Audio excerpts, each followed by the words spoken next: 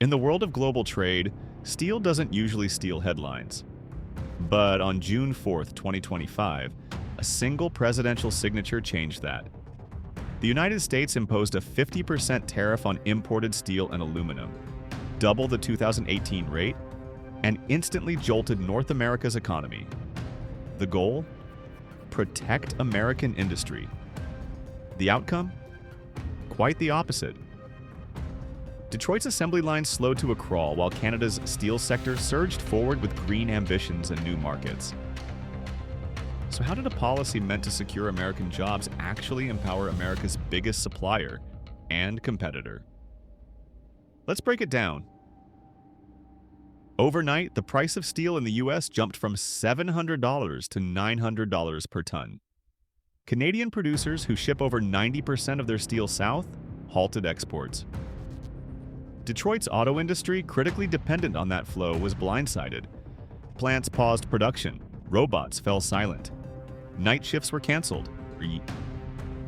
Ford alone faced $2.5 billion in extra steel costs. Pickup trucks became $2,000 pricier. Auto dealers slapped surcharges on vehicles and factory orders dried up. Michigan's unemployment rate surged to 5.4%, the highest in the nation, and it all happened in a matter of weeks. If you're finding this breakdown helpful, don't forget to like and share. This topic affects all of us. Canada didn't panic. Instead, it played offense. Prime Minister Mark Carney criticized the tariff as an own goal and hinted at retaliatory moves on minerals. But more importantly, Ottawa launched a $1 billion steel modernization fund. The focus? Clean energy. Canadian mills, especially in Ontario, began transitioning from coal-fired blast furnaces to hydrogen and electric arc systems. Backed by a grid already 93% emissions-free thanks to hydro and nuclear, Canadian steel got greener and more competitive. Canada doubled down by rewriting procurement rules. New infrastructure, from pipelines to highways, would use only domestic Ontario melted steel. That locked out U.S. mills. Then came import cuts. Any steel from non-free trade countries now faced the same 50% tariff Canada had just been hit with. The result? Canadian steel stayed home or headed to Europe. On January 1st, 2026, the European Union activated its Carbon Border Adjustment Mechanism, CBAM, taxing imported steel based on its carbon emissions. With European carbon prices nearing $90 per ton, U.S. steel, 63% coal-powered, was suddenly much less competitive. Meanwhile, Canadian steel, produced with clean energy, sailed past CBAM checks. It was green-tagged and in high demand across the Atlantic. Canadian mills, especially in Hamilton, Ontario, now had access to premium European contracts, leaving U.S. producers boxed in by tariffs at home and taxes abroad. American manufacturers were stuck. Export to Europe? Pay the carbon toll, buy domestic. Pay inflated prices. Either way, margins got crushed. The Tax Foundation estimated the tariffs alone would cost the average U.S. family $1,000 to $196 annually. That's a month's worth of groceries gone. Tariffs didn't just hit cars. Oil and gas drillers also took a hit. Canadian provinces now required all pipelines and energy projects to use homegrown steel. That left U.S. pipe suppliers scrambling. Small drillers in Texas and North Dakota couldn't get pipe fast enough, or afford it. Some even raided old stockpiles to keep projects running. And no, the U.S. couldn't build new mills overnight. It would take years. Meanwhile, transporting crude by rail, an expensive, risky alternative, became more common. What do you think? Was this a smart move by Washington, or did the tariff backfire? Drop your thoughts in the comments. We read everyone. With public and private support, Canadian Steel rebranded itself. Plants in Ontario began investing in low-emission tech, like direct reduced iron and electric arc furnaces.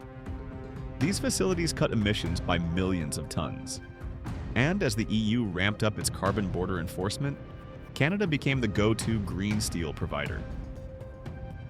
Meanwhile, American industry lagged behind, unable to compete on cost or carbon. The EU's CBM wasn't just a tax. It created a new global passport based on carbon intensity. Canada passed. The US didn't. That meant American products couldn't reach Europe without penalties, while Canadian goods got a clean pass. It was a quiet but powerful shift in trade rules. By July, even Congress felt the heat. A bipartisan delegation flew to Ottawa, hoping to ease restrictions. Prime Minister Carney stood firm, offering only vague export quota discussions. Canada wasn't backing down. Why would it? The new system worked, in its favor. On Wall Street, the message was received. Markets dipped. The S&P 500 lost ground as investors digested the reality. Protectionism was costing more than it was saving. The irony couldn't be sharper.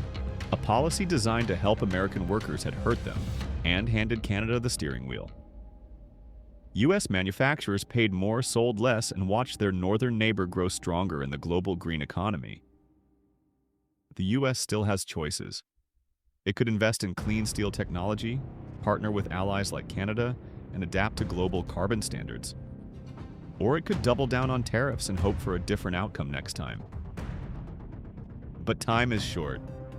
As Canada signs deals with Europe and builds climate-friendly supply chains, the U.S. risks becoming a bystander in the very markets it once dominated. This isn't just about steel. It's about industrial strategy in the 21st century. Clean energy, resilient supply chains, global alliances. Canada understood the assignment. The U.S., so far, hasn't. If Washington wants to stay competitive, it needs to stop looking inward and start building smarter partnerships. Protectionism may feel patriotic, but in a connected world, it often does more harm than good. Thanks for watching.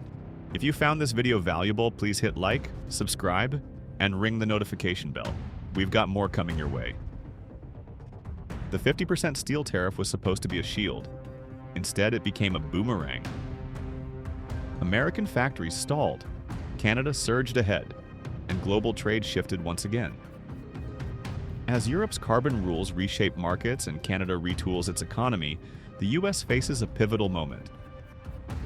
Adapt or get left behind. The clock's ticking. Thanks for watching. If you found this video valuable, please hit like, subscribe, and ring the notification bell. We've got more coming your way.